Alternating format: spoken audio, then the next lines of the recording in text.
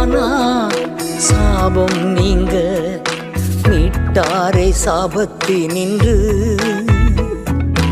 ஆபிரகாமின் ஆசீர்வாதங்கள் பெற்றுக்கொண்டோம் சிலுவையினார்.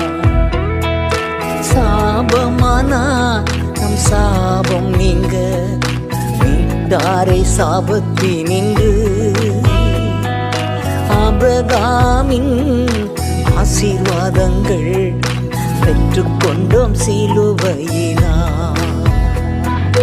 நன்றி நன்றி நன்றி கோடி கோடி நன்றி பலிகள் செலுத்திடுவோ. நன்றி நன்றி நன்றி கோடி கோடி நன்றி பலிகள்